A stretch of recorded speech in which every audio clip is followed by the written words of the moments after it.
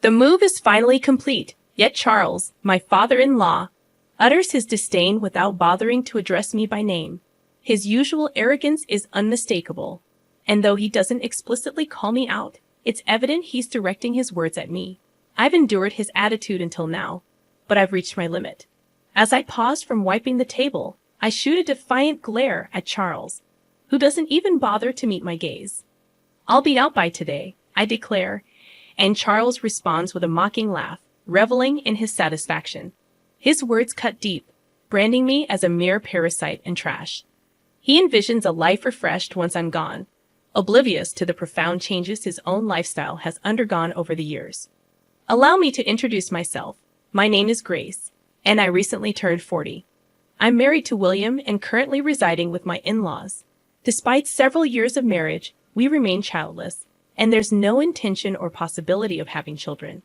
The harsh truth about William's infertility surfaced shortly after our marriage registration. Had I known from the start, I might have reconsidered our union. The revelation struck me like a pit of despair. All our dreams of building a happy family together were shattered. William, with apparent sincerity, had discussed our future children, even contributing to naming them. Little did I know, it was all a facade, a betrayal concealed beneath the guise of a promising future. Despite the profound disappointment, divorce wasn't a simple option for me. We had committed to being a family with the in-laws, who we considered our parents. Reporting a divorce a day after joining the family felt like a breach of trust.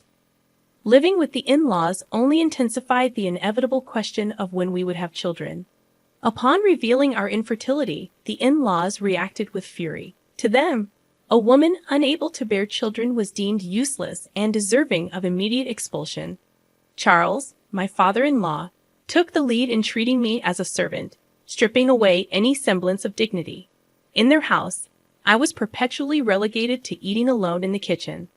I became part of the leftover disposal crew once the in-laws and William had finished their meals.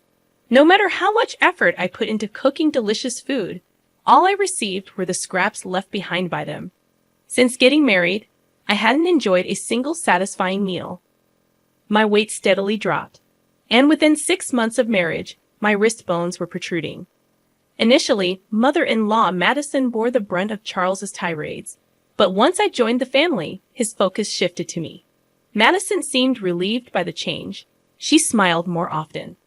William once remarked that she felt relieved not to be Charles' target anymore. Despite never smiling around Charles, Madison's demeanor improved in his absence. Charles's tyranny extended beyond targeting me. Upon learning of our infertility, he commanded me to work from dawn to dusk, deeming me lacking as a woman. I had always intended to work after marriage and had no desire to prolong my stay in their house unnecessarily. Balancing early morning chores, seeing everyone off, and heading to work proved challenging, but having a job with flexible hours helped. Despite my efforts, Charles discarded my food without tasting it, citing its appearance as the reason. Neither William nor Madison complained, choosing instead to remain silent. Despite my grievances, conversations during meals were sparse, and I often wondered if they truly enjoyed eating in silence. I had no choice but to maintain a facade of harmony with the in-laws, playing the role of a dutiful wife. As someone without parents, the weight of divorce seemed unbearable. However, Charles's demand that I contribute all my earnings to the household expenses crossed the line. While I intended to contribute, his insistence on full control over my earnings felt absurd. Protesting was futile. Charles's decisions were absolute. It seemed easier to comply, appeasing him and sparing myself the sight of Madison and William's saddened expressions. The root of the marital issues lay with Charles, whose oppression and torment overshadowed everything else. While Madison used to manage the household finances, the responsibility fell on me after marriage, a task I found overwhelming. "Isn't this too much for Grace?" Madison dared to question, only to be silenced by Charles's authoritative command to shut up. I had been dismissed in Charles's eyes, and Madison and I, as women, were deemed worthless, stripped of the privilege to voice our opinions. Taking over the household ledger from Madison initially shocked me, but after several years, I grew accustomed to it. Perhaps the acceptance stemmed from having an additional breadwinner in the house. Charles, however, began spending more recklessly, justifying it as work-related expenses, increasing his nights out, and embarking on trips with Madison and William, excluding me. This sudden change in their behavior marked a departure from the past. Despite the years that had passed, Charles continued to treat me as an outsider, labeling me a parasite or trash. In my younger years, I endured the peace that came when Charles wasn't home, not minding my role as a mere housekeeper. However, as I approached 40, I found his behavior intolerable. The fear that once kept me silent waned, and I started speaking up. Charles didn't appreciate my newfound assertiveness, leading to resentment and a worsening negative loop. Our strained relationship reached a point where Charles constantly badmouthed me, and our interactions were minimal. Whenever he spoke, it was to insult me, creating a dreadful atmosphere at home. Despite the escalating tension, I refused to comply when Charles demanded I leave the house. I snapped back, questioning where I could go knowing I had no parents. Charles, fueled by anger, slammed glasses onto the table, breaking them in the process. Tired of enduring the constant yelling, I deviated from my usual apology and spoke sharply to Charles. I pointed out that he should calm down in his older age. Unaccustomed to such defiance, Charles became furious, asserting his dominance as the master of the house, declaring that a wife like me shouldn't have opinions. Frustration reached its peak, and I confronted Charles head-on, expressing my years-long desire to be treated like a human. He retaliated, escalating to grabbing me by the collar and vehemently declaring that a person like me wasn't needed in his house. The force of his words was enough to shake the furniture, and in that moment, I was pushed away. I should have offered an apology right then and there, but I could no longer contain my frustration. Fine, you want me to leave. That'll make you happy, right, Charles? I looked up at him, unable to stay silent any longer. Yes, he spat out, condescendingly looking down on me. Then I'll do it, I declared. He stormed off to his room with a loud noise, and I, now a bit calmer, started cleaning the living room that Charles had dirtied. Madison came to check on me with a worried look, but she left without saying anything, returning to her room. I felt like I had no place in this house anymore. Neither William nor Madison would protect me, and years of endurance exploded, making me feel even more isolated. The next day, as usual, I got up early and began my routine. Charles woke up and entered the living room, sitting on the sofa, leaning back, and spreading the newspaper without even glancing at me. Then, without looking up, he asked, "Finished moving yet?" There was no way I could have moved out so soon after yesterday's events. I didn't even think he was serious. I thought it was just a drunken outburst, not something he meant. This was about leaving the house, right? "When will you leave? You have no right to live here anymore," Charles said, still not looking at me. I stopped wiping the table and turned to face him. If he was serious about wanting me to leave, then I would respond seriously. "I'll be out by today," I declared. Madison, who was listening nearby, froze, her worried gaze falling on me.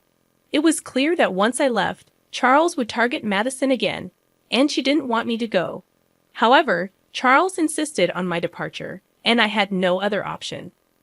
Charles laughed loudly, likely satisfied that he was getting his way. I rushed out of the living room, quickly packed my things, and left the in-laws' house. I hadn't decided where to go, but I felt liberated.